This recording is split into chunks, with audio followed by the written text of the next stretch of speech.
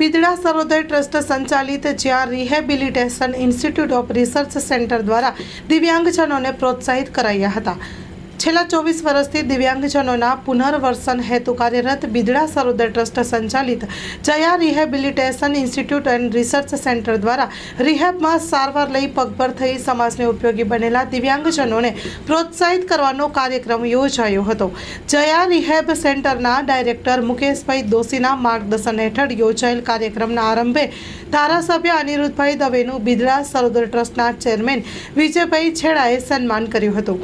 ખબરાના ભાવિતા ચાવડા સશક્તિકરણ કરવાનું કાર્ય કરતા માંડવીના જ્યોતિ પરમાર ભુજના અમીનાબહેન ભુજના શિક્ષિકા સેજલબેન રાજકોર રાષ્ટ્રીય કક્ષાએ યોજાયેલી પેરા એથ્લેટિક્સ રમતમાં 2 ગોલ્ડ મેળવી ગુજરાતને ગૌરવ અપાવનાર અમરેલી જિલ્લાના ન્યૂઝી કોલડિયાને ધારાસભ્ય અનિરુદ્ધભાઈ દવે અને સંસ્થા દ્વારા સન્માનિત કરાયા હતા।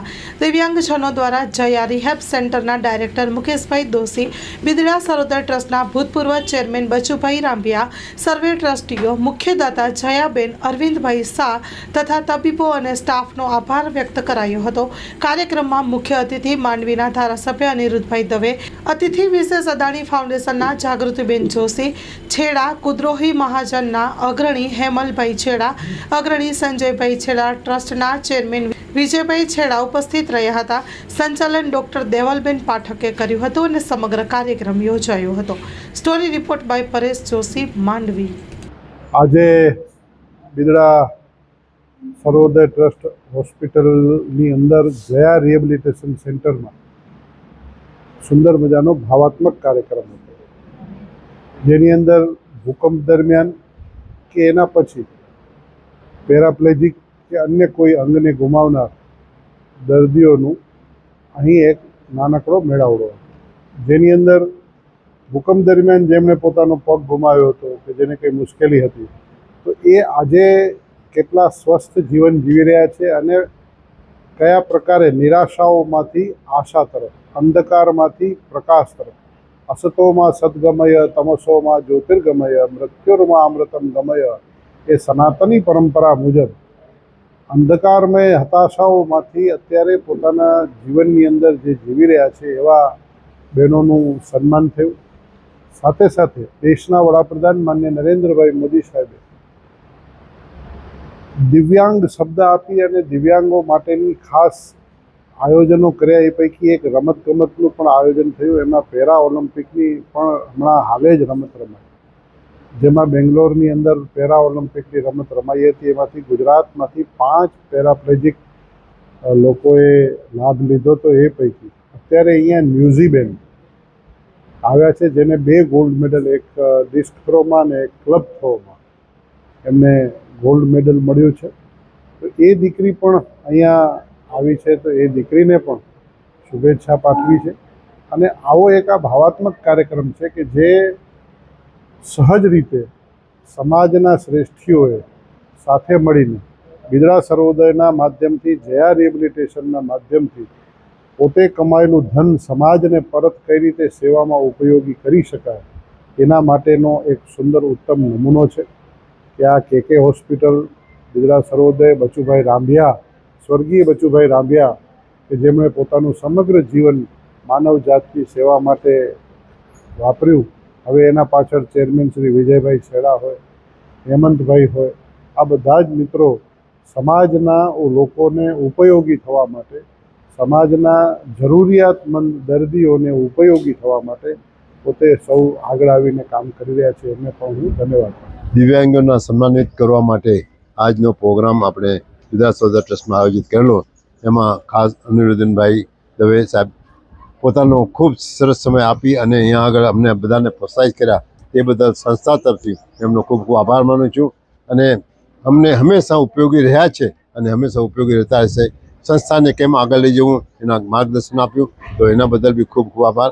અને દિવ્યાંગો જે લોકો પેરાપ્લેજિકની અંદર 5 ગોલ્ડ મેડલ બિદડા સરોદય ટ્રસ્ટના જયા રિહેબ થ્રુ મેળવી આવ્યા છે, એમને ખૂબ ખૂબ અભિનંદન આપ્યા।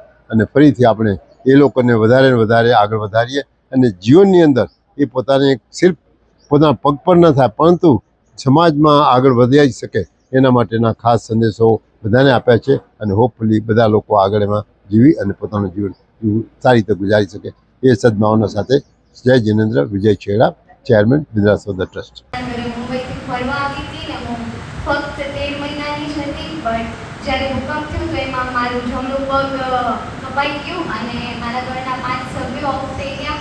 ત્યારે એમ કહેવાય ને કે નિરાશામાંથી આશા લેવાની વસ્તુ છે, તો ત્યારે મારા ઘરના 5 સભ્યો હાલ્યા ગયા. તો મારા મમ્મી પપ્પા જે એકચ્યુઅલી મારા કાકા કાકી છે તો એમના માટે આશા તરીકે ખાલી હું જ હતી. તો એમણે મને એડોપ્ટ કર્યો. તો હું અગર એમ કહું કે મારા માટે આશાનો સ્ત્રોત કોણ છે તે મારા મમ્મી પપ્પા જ છે. આપણે પહેલાં બચ્ચુ બાપા આપણી પાસે, પછી સરોદય ટ્રસ્ટના ટ્રસ્ટી વિજયભાઈ છેડા, હેમંત રામભિયા, પછી આપણા એમએલએ સર. મારું નામ ચાવડા ભાવિત અમૃતલાલ છે. હું અંજાર તાલુકામાં ખંભરા ગામથી આવું છું. હું મારો પગ 2001માં ધરતીકંપમાં કપાઈ ગયો હતો. પછી હું ગુજરાત સરોદય ટ્રસ્ટમાં અહીંયા સ્ટેજ ઉપર આવી ત્યારે બહુ એકદમ હું રડતી હતી. તો વિજયભાઈ બોલ્યા અને સોરી બચ્ચુ બાપા બોલ્યા, દીકરી તું ભલે સ્ટેચર ઉપર આવી છો પણ તું હાલીને જઈશ. પણ મને ડૉક્ટર મુકેશ દોશી, ડૉક્ટર અલી રાણી, ડૉક્ટર વિરેન્દ્ર સાંડલિયાનો પૂરો સપોર્ટ મળ્યો છે. અને ગુજરાત સરોદય ટ્રસ્ટ મને આજ મારા ઘર જેવું લાગે છે, પણ હોસ્પિટલ નથી લાગતું. અને હજી એટલી ને એટલી એ લોકો સેવા આપે છે, 1 પણ રૂપિયા લીધા વગર. અને ક્યાંય પણ તકલીફ પડે તો તરત વિજયભાઈને કે કોઈ પણ ફોન કરે તો પ્રશ્નનો સોલ્વ કરી આપે છે. Thank you Vijaybhai. आज का कार्यक्रम जो गुजरात सरोदय ट्रस्ट भूकंप का जो पेशेंट लोग के लिए बहुत सारा सेवा है किया है. भूकंप का पेशेंट बहुत लोग का मेडिकल मैनेजमेंट, सर्जिकल मैनेजमेंट सब सेवा किया है. और उसके अलावा वो जो पेशेंट लोग के लिए एक रिहेबिलिटेशन पुनर्वसन वो लोग के लिए बहुत ज़रूरी था. और वो पुनर्वसन बहुत लंबा टाइम तक वो लोग ज़रूर पड़ता है. इसलिए विद्याराज सरोदय ट्रस्ट ने पूरा रिहेबिलिटेशन सेंटर अलग से खड़ा किया वो लोग के लिए. और वो पुनर्वसन उसमें सभी जो पैराप्लेजिक बोलते हैं, जो करोड़ज में तकलीफ हिसाब से वो लोग चल नहीं पाता है, वो लोग के लिए, जिसको पैर नहीं है उसको पैर बनाने के लिए, उसको मेंटेनेंस करने, सब काम वो पुनर्वसन से किया. ये सब हम लोग को जो डायरेक्टर मुकेश जोशी उनका जो इच्छा से हुआ है, और बचवे रामभैया दोनों को उनकी इच्छा से ये पुनर्वसन उनके यहाँ पे करा किया है. तो ये सेंटर आज तक वो लोग को फ्री ऑफ कॉस्ट में वो लोग को सेवा करता है. उनको जो भी व्हीलचेयर चाहिए, जो भी उनको कैलिब्रेट चाहिए, वो सब पैर आज के तक वो लोग को जो जिसको भूकंप का पेशेंट को सब जो नकली पैर आज तक फ्री में वो लोग को देते हैं उनको. और ऐसा सब जितना पेशेंट अच्छा होके गया वो लोग के लिए आज सम्मान करने का कार्यक्रम रखा है. जो लोग भूकंप में उनको पैर खो गया, जिसको पैराप्लेजिक हो गया, फिर वापस खड़ा होके वापस लाइफ में एकदम नॉर्मल लाइफ जी रहे वो लोग के लिए सम्मान करने के लिए आज प्रोग्राम यहाँ पे रखा है. लोग को એટલે અત્યાર સુધી એમ જોવા જઈએ ભૂકંપથી જો ગણવા જઈએ તો ભૂકંપ ટાઈમે પણ ઘણા બધા ડૉક્ટર્સ એવા હતા, ફિઝિયોથેરાપિસ્ટ. એ ટાઈમે આપણા જે પ્રમાણે સરે કીધું ડાયરેક્ટર સાહેબ મુકેશ દોશી, જે ઓર્થોટિક પ્રોસ્થેટિક માટેનું માર્ગદર્શન આપીને એમને પુનર્વસનની પોતાની જે એક દીર્ઘદ્રષ્ટિ અપનાવી. અને એ દરમિયાનના તત્કાલીન ચેરમેન શ્રી બચુભાઈ રામભિયા અને આજના ચેરમેન વિજયભાઈ છેડા, એ બધાના સાથ સહકારથી આજે જે રિહેબિલિટેશન સેન્ટર ખાલી 4 રૂમમાં અને ભૂકંપના દર્દીઓ માટે જે નાનું અમથું શરૂ કરવામાં આવેલું હતું, એ આજે એટલું વટવૃક્ષ સમાન થયું છે કે એશિયાભરમાં પણ આવું રિહેબિલિટેશન તમને જોવા નહીં મળે. અને આજે દરરોજ 150 થી 200 પેશન્ટ અહીંયા લાભ લઈ રહ્યા છે. અને ખાલી એમના પુનર્વસન માટે જ નહીં, પણ એ લોકોને જીવનમાં આગળ કેવી રીતે આગળ લઈ જવા એના માટે પણ અથાગ પ્રયાસો આપણે કરી રહ્યા છીએ.